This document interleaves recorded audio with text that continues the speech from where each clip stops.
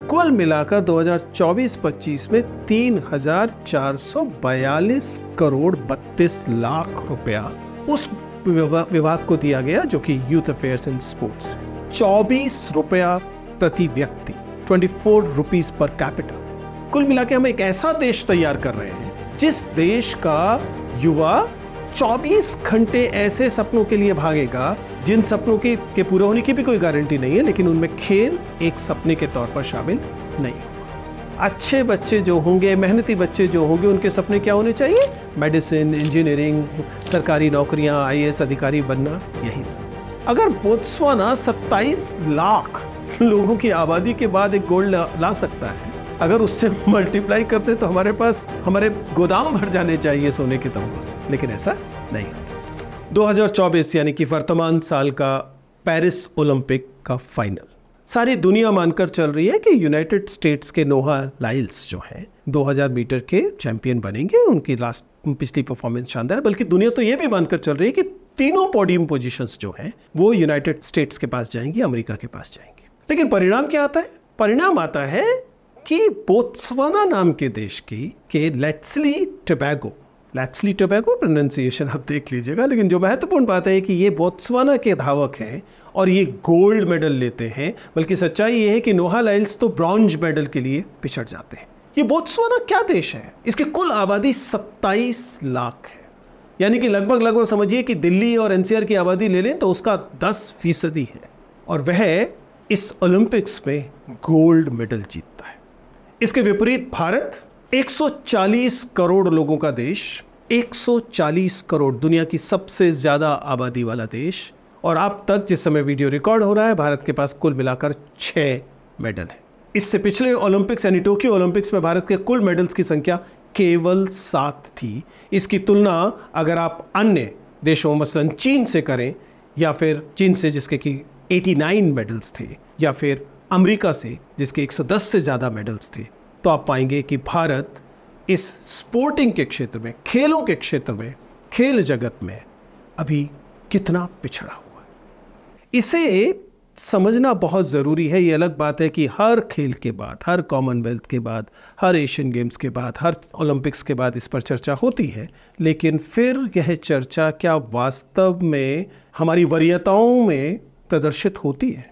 2024-25 का बजट जो कि हमारे पार्लियामेंट में पारित हुआ है, उसमें कुल मिलाकर 2024-25 में 3,442 करोड़ 32 लाख रुपया उस विभाग को दिया गया जो कि यूथ अफेयर्स एंड स्पोर्ट्स है। इसको अगर आप 140 करोड़ से बांट ले तो केवल 24 रुपया प्रति व्यक्ति, 24 रुपीस पर कैपिटा, ये हमारा स्पोर्ट्स का यूनियन बजट है। इसके विपरीत अगर आप चीन के विषय में बात करें तो चीन का जो यूनियन बजट है स्पोर्ट्स के लिए वो 23 बिलियन युआन, जिसको अगर आप डॉलर्स में कन्वर्ट करें तो 3.2 बिलियन डॉलर। आप समझ सकते हैं कि इसका मतलब एक देश के तौर पर, एक सरकार के तौर पर हम खेलों को वो महत्व दे ही नहीं रहे हैं जो महत्व उस परिणाम के लिए जरूरी है जिस परिणाम की हमारी इच्छा है। यानी कि अगर आप क्रिकेट को हटा दें, क्रिकेट पर लगने वाले पैसे को हटा दें, क्रिकेट से उपज रहे पैसे को, क्रिकेट से पर जो पूरा उद्योग आईपीएल का से लेकर और टीम्स जो ड्रीम टीम वाली लॉटरियां हैं, उन सारे बजट्स को छोड़ दें, केवल शुद्ध खेल की बात करें, गैर क्रिकेट खेल की, तो आप मानेंगे कि हम लोग एक समाज के तौर पर, एक राष्ट्र के तौर पर, एक सरकार के तौर पर वह वरीयता खेलों को नहीं दे रहे हैं। स्वाभाविक है कि अगर खेलों को वरीयता नहीं दी जाएगी तो इंफ्रास्ट्रक्चर नहीं होगा, ट्रेनिंग नहीं होगी, लोगों में खेलों में रोजगार कम होंगे, खेलों में रोजगार कम होंगे तो लोग खेलों की तरफ वैसे भी कम जाएंगे, तो फंडिंग कम है, इंफ्रास्ट्रक्चर कम है, जिसके चलते कुल मिला के हम एक ऐसा देश तैयार कर रहे हैं जिस देश का युवा 24 घंटे ऐसे सपनों के लिए भागेगा जिन सपनों के पूरे होने की भी कोई गारंटी नहीं है, लेकिन उनमें खेल एक सपने के तौर पर शामिल नहीं होगा। क्योंकि सभी लोग अगर यूपीएससी की तरफ जाएंगे तो मेडल कौन लाएगा? आपको समझना पड़ेगा कि ये जो फंडिंग और इंफ्रास्ट्रक्चर है, ये क्यों कम है। हालांकि इसकी वजह केवल और केवल सरकार नहीं है। आप केवल सरकार को दोष नहीं दे सकते कि आपने इसमें पर्याप्त पैसा नहीं खर्च किया, इसलिए हम ओलंपिक्स में और अन्य खेल प्रतियोगिताओं में अच्छा परफॉर्म नहीं करते। दरअसल इसके कुछ बहुत महत्वपूर्ण हिस्टोरिकल कॉन्टेक्स्ट भी है। एक तो खैर सहज स्वाभाविक है कि भारत एक लंबे अरसे तक ब्रिटिश कॉलोनी रहा, इसलिए वे खेल जो ब्रिटिश लोगों को ज़्यादा महत्वपूर्ण दिखाई देते थे उन्हें छोड़ दिया जाए तो हमारे यहाँ अन्य खेलों का महत्व लगातार घटा। समाज ने भी उनको अधिक महत्व नहीं दिया। मसलन क्रिकेट छोड़ दिया जाए जो कि ब्रिटिश औपनिवेशिक खेल होने के नाते कुछ महत्व पाता रहा, बाकी नहीं थे। लेकिन वजह जैसा मैंने कहा कि केवल इतिहास में नहीं है, और इतिहास में भी केवल ब्रिटिश इतिहास में नहीं है। अगर आप सोशियो कल्चरल पर्सपेक्टिव से इसे देखें तो शायद कुछ और चीजें समझ में आएंगी।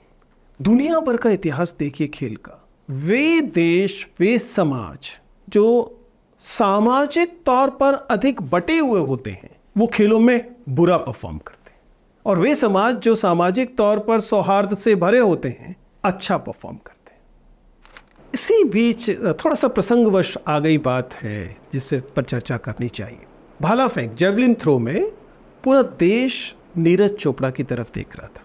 हम सभी को उम्मीद थी कि नीरज चोपड़ा इस बार फिर से ओलंपिक का गोल्ड मेडल लेकर आएंगे, और उन्होंने अपना बहुत अच्छा परफॉर्मेंस दिया भी। उन्होंने सीजन बेस्ट दिया और अपना कुल करियर का सेकंड बेस्ट दिया और लगभग 89 मीटर से ज़्यादा भाला फेंका। लेकिन भारत के पड़ोसी देश पाकिस्तान के जो जेवलिन थ्रोअर हैं अरशद नदीम, उन्होंने ओलंपिक रिकॉर्ड तोड़ता हुआ भाला फेंका। परिणाम ये हुआ कि हम लोगों को मजबूरन सिल्वर मेडल मिला, और एक किस्म की निराशा भी हुई। हालांकि सिल्वर मेडल एक बड़ी बात है, लेकिन इसमें एक रोचक बात यह है कि जब नीरज चोपड़ा की माताजी से ये पूछा गया कि देखिए पाकिस्तानी लड़के ने नीरज का गोल्ड मेडल छीन लिया या वो उसने उन्हें हरा दिया, तो उन्होंने बहुत प्यारी सी बात की और उन्होंने कहा कि अरशद नदीम भी अपना ही बेटा है, उसने मेहनत की, इस बार वह जीत गया, पिछली बार नीरज जीता था, वह भी अपना ही बच्चा है, हम खुश हैं, हमारे लिए सिल्वर मेडल भी खुशी की बात है। नीरज चोपड़ा से वो जीते हैं, तो नीरज चोपड़ा के बारे में क्या कहेंगे? वो अरशद से हार गए हैं।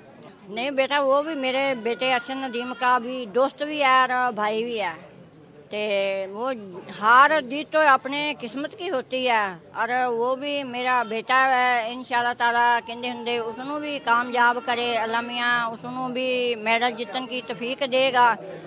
और दोनों भाई से उन्होंने भी दोस्त भी थे, और मैं उसके लिए भी दुआ करती हूँ, और मेरा भी वो भी। रोचक बात है कि इसी किस्म का सवाल जब पाकिस्तानी मीडिया ने अरशद नदीम की माताजी से पूछा तो उन्होंने भी लगभग इसी किस्म का उत्तर दिया। उन्होंने कहा कि नीरज अरशद का बहुत अच्छा दोस्त है, मेरे बेटे जैसा ही है, और ठीक है इस बार नहीं जीत पाया, मैं अल्लाह से ईश्वर से कामना करती हूँ कि अगली बार वो भी जीत जाए।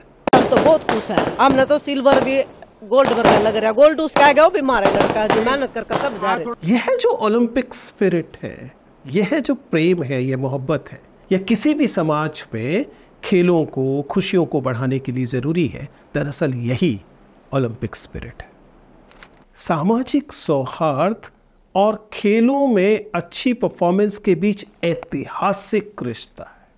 इसलिए वह समाज जो जातियों में बटा हुआ है, वो जो जेंडर में बटा हुआ, जरा कल्पना कीजिए ना ऐतिहासिक तौर पर, क्या आज से 1000 साल पहले, 2000 साल पहले जब समाज विकसित हो रहा था, बन रहा था और जातियों में बट रहा था, क्या यह संभव रहा होगा कि भिन्न जाति के लोग आपस में कबड्डी खेल लें, कुश्ती खेल लें?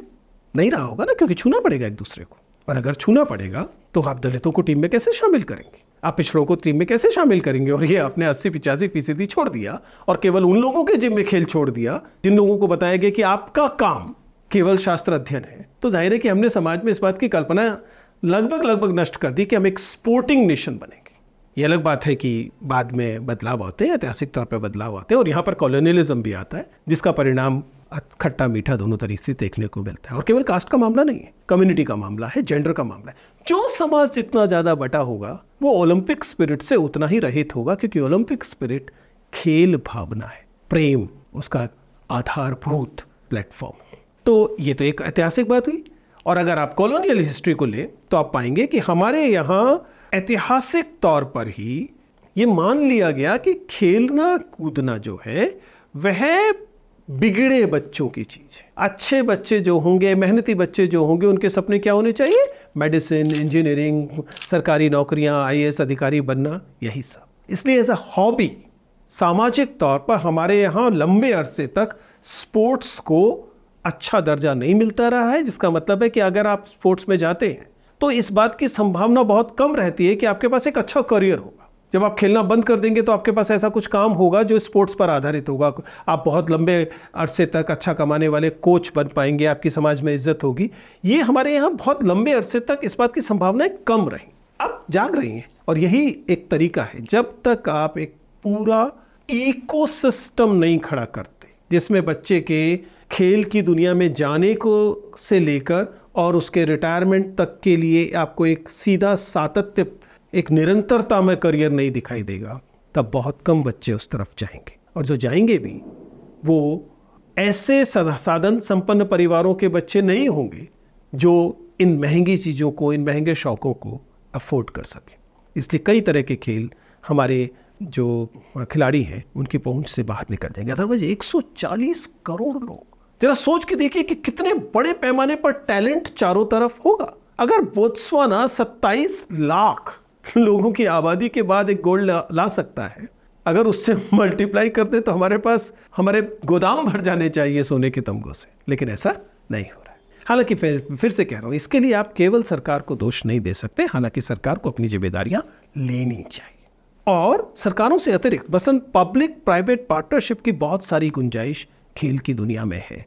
CSR के माध्यम से हो सकता है, पब्लिक प्राइवेट पार्टनरशिप के माध्यम से हो सकता है, राज्य सरकारें कर सकती हैं, म्यूनिसिपल गवर्नमेंट्स कर सकती हैं, सामाजिक जो अलग अलग संगठन होते हैं वे ऐसा कर सकते हैं। क्योंकि ध्यान रखिएगा, अगर एक खेलता हंसता समाज हमारे सामने होता है तो वह एक खुश समाज भी होता है। ये कितनी सुखद फीलिंग होती है जिस समय मैं अपने कॉलेज के या विश्वविद्यालय के स्पोर्ट्स ग्राउंड के आसपास से निकलता हूँ और बच्चों को खेलते हुए देखते हैं, तो उन बच्चों की ऊर्जा, उनकी हंसी और उनका यह दौड़ भाग करना, उनका खेलना, यह आपके अंदर भी खुशी भरता है, आपको आश्वस्त करता है कि आप एक स्वस्थ समाज के निवासी हैं। इसलिए दरअसल हमें काम पूरे इकोसिस्टम पे करना पड़ेगा। यहाँ एक महत्वपूर्ण हिस्सा, जैसे मैंने जाति की बात की थी, वैसे ही जेंडर का भी है। ध्यान रखिएगा कि वह समाज जो डिस्क्रिमिनेशन पर आधारित होता है, वह समाज जिसमें एक दूसरे के प्रति भेदभाव ज़्यादा होता है, चाहे वह भेदभाव जेंडर वाला ही भेदभाव क्यों ना हो, वह भी आपकी खेल की संभावनाओं को, खेल में अच्छा परफॉर्म करने की संभावनाओं को नष्ट करता है।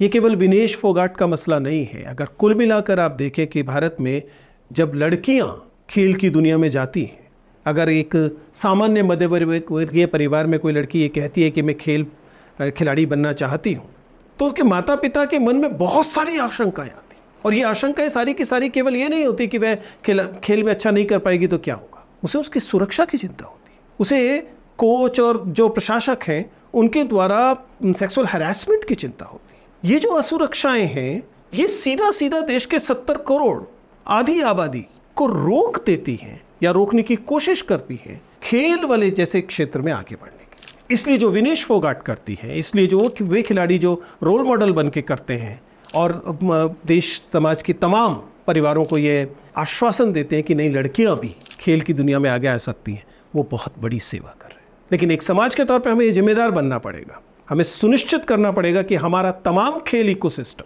स्टेडियम से लेकर पार्कों तक, जिम से लेकर और तमाम दूसरे प्रतिष्ठानों तक, स्त्रियों के लिए भी उतना ही सुरक्षित हो जितना किसी और के लिए। यह भी एक अन्य पक्ष है जो हमारे खेल जगत को और बेहतर बना सकता है। ये कुछ बिंदु थे जिस पर मैंने चर्चा की है, पर इसका मतलब ये नहीं है कि केवल इतने ही बिंदु, इसमें और बहुत सारे महत्वपूर्ण घटक शामिल हैं। मैं आपसे उम्मीद करता हूँ कि आप कमेंट्स में बताएं कि आपकी नज़र में वे 3 स्टेप्स कौन से हो सकते हैं जिनसे भारत 2028 के ओलंपिक्स में 2024 के ओलंपिक्स से कहीं बेहतर करे। शुक्रिया।